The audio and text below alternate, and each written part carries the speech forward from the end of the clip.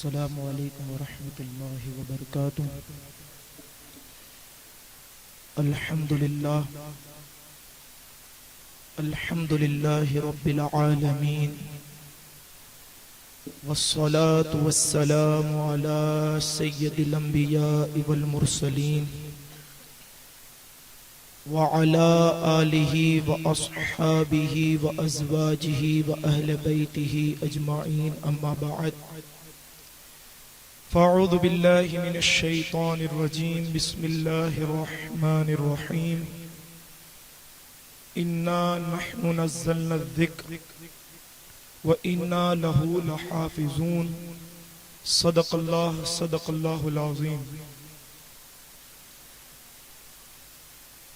لب پر نغمہ قرآن کل بھی تھا اور آج بھی ہے،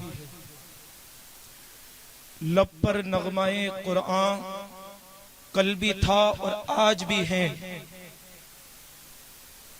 قرآن سے محبت کا رشتہ کل بھی تھا اور آج بھی ہے۔ بتلا دو اس گستاخ کو کہ غیرت سنی زندہ ہے، بتلا دو اس خبیث کو کہ قرآن کے ماننے والے جاننے والے زندہ ہیں۔ قرآن کی خاطر مر مٹنے کا جذبہ کل بھی تھا اور آج بھی ہے، قرآن کی خاطر مر مٹنے کا جذبہ کل بھی تھا اور آج بھی ہے۔ میں نے جس آیت مبارکہ کو آپ کے سامنے پیش کرنے کا شرف حاصل کیا ہے، اس کے تحت کچھ معروضات پیش کرنے سے قبل حضور سید المرسلین صلی اللہ تعالی علیہ وسلم کی بارگاہ ناز میں اپنی محبتوں اور عقیدتوں کا نذرانہ پیش کرتے ہوئے بآواز بلند درود و سلام کا نذرانہ پیش فرمائیں۔ پڑھیں اللہم صلی علی سیدنا و مولانا محمد عربی صلی اللہ علیہ وآلہ وسلم، صلاۃ و سلام علیک یا سید یا آقا یا رسول اللہ صلی اللہ علیہ وآلہ وسلم۔ جیسا کہ آپ جانتے ہیں کہ میں اور ہم تحفظ قرآن کانفرنس کے اس عظیم سلسلے میں حاضری کی سعادتیں حاصل کر رہے ہیں۔ اللہ مجدہ الکریم کی بارگاہ میں دعا گو ہوں کہ اللہ رب العزت ہمارے یہاں شرکت کرنا، آپ کا سننا، ہمارا بیان کرنا، سب کا سب اپنی بارگاہ میں قبول فرمائے۔ حضرات محترم،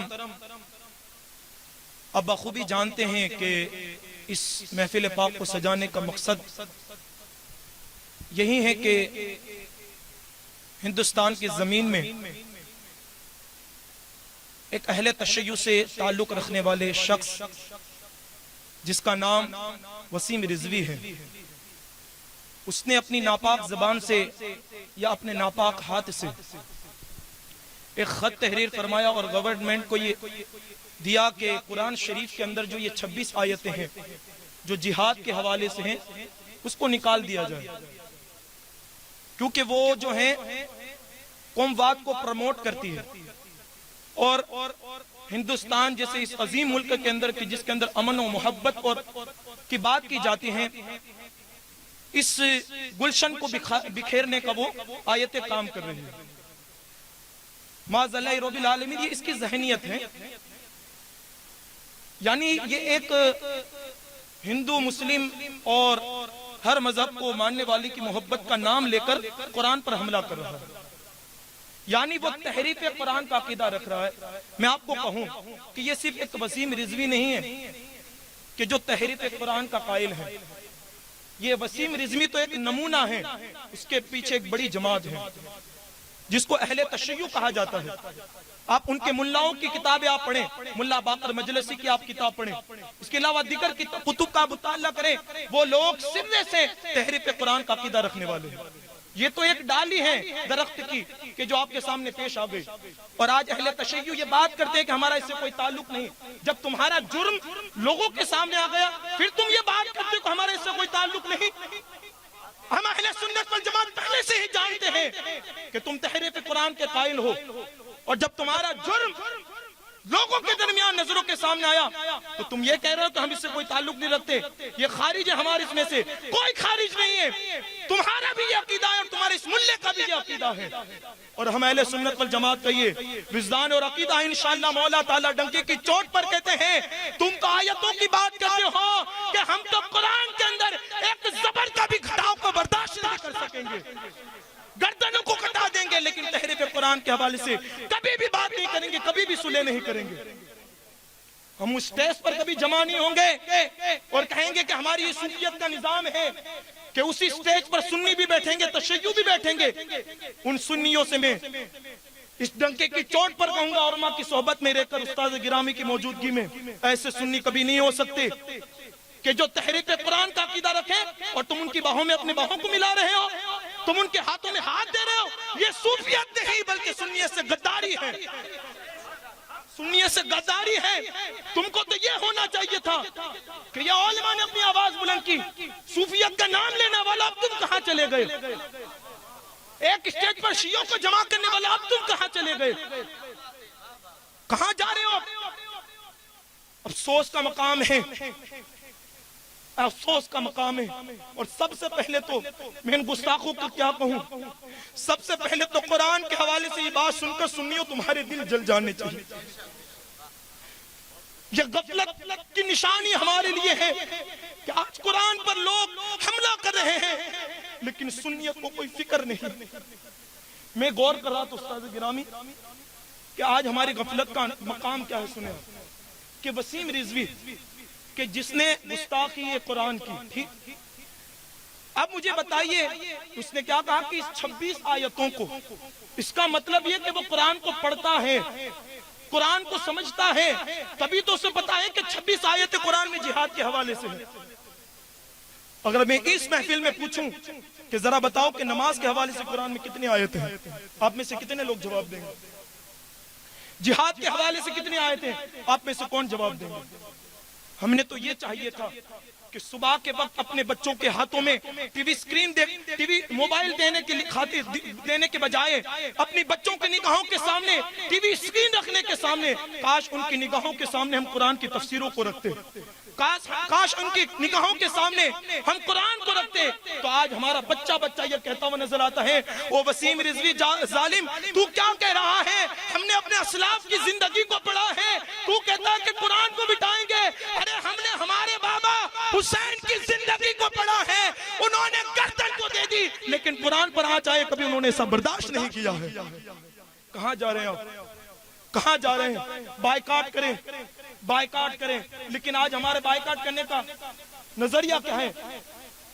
نظریہ کیا ہوتا ہے؟ سوشل میڈیا کا زمانہ ہے، لوگ اس کی تصویر پر لال نشان لگا دیتے ہیں، کچھ لوگ جھوٹے لگا دیتے ہیں، کچھ لوگ کتے کی شکل کو اس کے چہرے پر لگا دیتے ہیں، کچھ لوگ سور کی نشانی کو اس کے چہرے پر لگا دیتے ہیں. سنیو یہ بائیکاٹ نہیں ہے، یہ بائیکاٹ نہیں جو تم بائیکاٹ سمجھ رہے ہو، یہ تو دھوکہ ہے، دھوکہ قرآن سے. یہاں ہاتھ میں موبائل لیا، نیٹ شروع کیا، واٹس ایپ کو کھولا، فیس بک کو کھولا، اس کے اندر جو آپشن آتا ہے اسٹیٹس کا، وہاں جا کر وسیم رضوی کے چہرے پر کتے کا نشان لگا کر تم اپلوڈ کر دیتے ہو. بس یہ ہماری محبت یہاں تک ختم ہو گئی، پھر آگے کچھ لینا دینا نہیں. یہ محبت نہیں ہے قرآن سے، یہ وسیم رضوی کا بائیکاٹ نہیں ہے. اب میں تمہیں بتاؤں کہ وسیم رضوی کا بائیکاٹ کیا ہے، کہ جب تمہارے کانوں تک یہ صدا پہنچی کہ اس خبیث نے قرآن کے گستاخی کی، تو آج ہر سنی کو یہ چاہیے کہ ہم اپنے مدرسوں کو آباد کریں، اپنے مدرسوں کو آباد کریں، اپنے دارالعلوم کو آباد کریں. جو ہمارے بچے ابھی تک مدرسوں کی دہلیز تک نہیں پہنچے ان کو ہم مدرسوں تک پہنچائیں. یہ بائیکاٹ ہے دراصل. اپنی مسجدوں کے اندر ہم قرآن کی تعلیم کو عام کریں. یہ بائیکاٹ ہے کہ جب تمہارا بچہ جانے گا کہ ہمارا یہ عقیدہ ہے اِنَّا نَحْنُ نَزَّلْنَا الذِّكْرِ وَإِنَّا لَهُ لَحَافِظُونَ، کہ قرآن کو ہم نے نازل فرمایا ہے اور ہم اس کی حفاظت فرمانے والے ہیں. یہ قرآن، یہ اللہ کا واضح حکم ہے. میں یہ سوچ رہا تھا کہ جب یہ ویڈیو وائرل ہوئی، لوگوں نے دیکھی، لوگوں نے باتیں کی، تب میں ذہن میں سوچ رہا تھا کہ بھائی فرانس کے اندر قرآن کو جلایا گیا، اس خبیث نے گستاخی کی. حالانکہ اللہ تو یہ فرماتا ہے اِنَّا نَحْنُ نَزَّلْنَا الذِّكْرَ وَإِنَّا لَهُ لَحَافِظُونَ، کہ ہم نے ہی قرآن کو نازل فرمایا اور ہم اس کی حفاظت فرمانے والے ہیں، تو پھر یہ سب کیوں ہو رہا ہے؟ یہ قابل غور بات ہے، یہ سوچنے کا مقام ہے کہ جب اللہ حفاظت کرنے والا ہے تو معاذ اللہ رب العالمین کہیں قرآن کو جلایا جا رہا ہے، کہیں گٹروں میں معاذ اللہ پھینکا جا رہا ہے، کہیں گستاخی کی جا رہی ہے، کہیں آیتوں کو نشانہ بیان جا رہا ہے. یہ کیوں ہو رہا ہے؟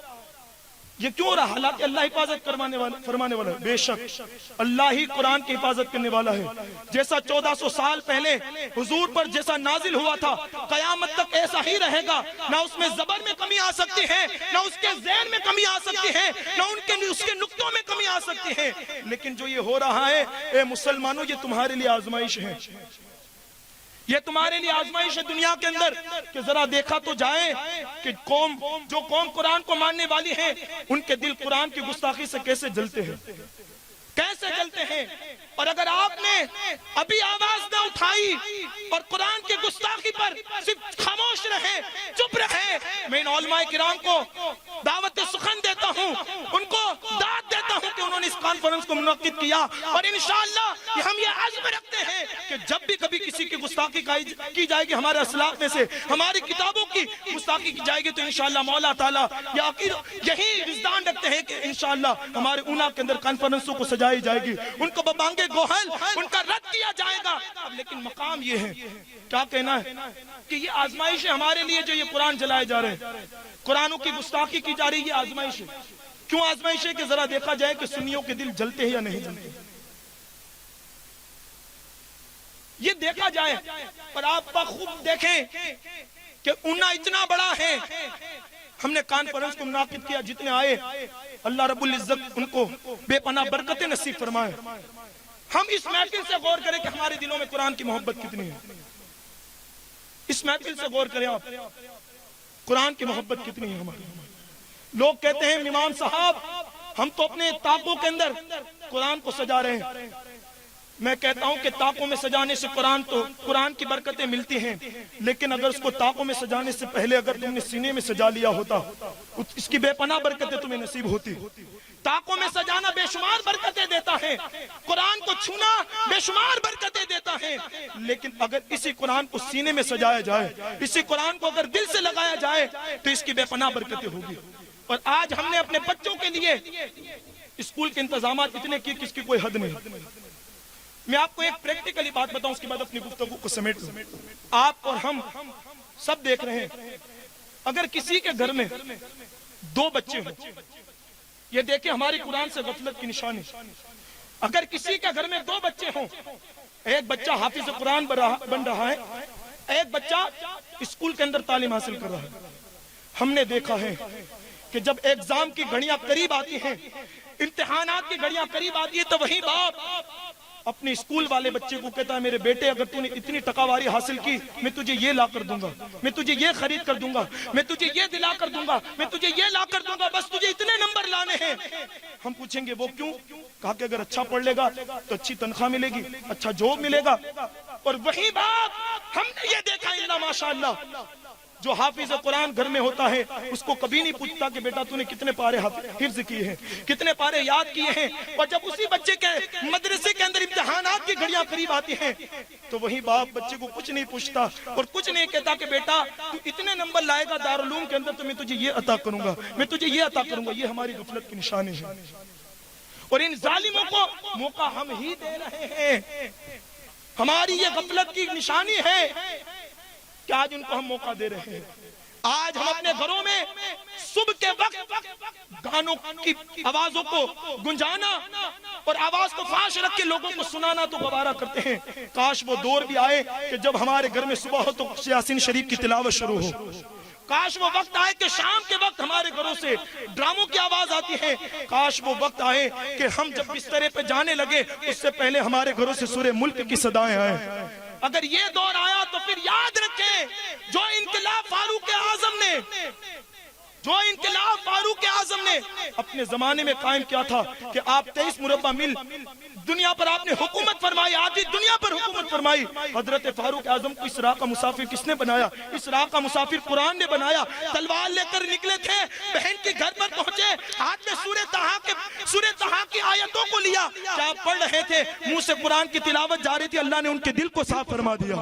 جب وہ حضور کی غلامی اختیار کر لیتے ہیں، پھر زمانے نے دیکھا جیسا عدل فاروق اعظم نے دنیا میں قائم کیا ایسا کوئی کر نہیں سکتا. جیسی حکومت فاروق اعظم نے فرمائی ایسا کوئی کر نہیں سکتا. یہ کس کا صدقہ ہے؟ قرآن کا صدقہ ہے. اگر آج بھی ہم اپنے گھروں کے اندر قرآن کی تعلیم کو پروموٹ کریں گے، قرآن کی تعلیم دیں گے اپنے بچوں کو، اپنے گھروں میں قرآن کی تعلیم کو سجائیں گے، تو انشاءاللہ انقلاب آ سکتا ہے. اور ان گستاخوں کے لیے یہ بات بھی ہو جائے گی کہ وہ کہیں گے کہ ہم گستاخی کیسے کر سکتے، ذرا دیکھو تو صحیح سنی اپنے گھروں میں قرآن کی کیسی تلاوت کرتے ہیں. ایسا وہ وقت بھی آنا چاہیے کہ جمعہ کے دن لوگ جس طرح نماز کے لیے جمع ہوتے ہیں، کاش وہ وقت بھی آئے کہ اپنی مسجدوں میں قرآن کی تلاوت کے لیے لوگ ایسے جمع ہوں.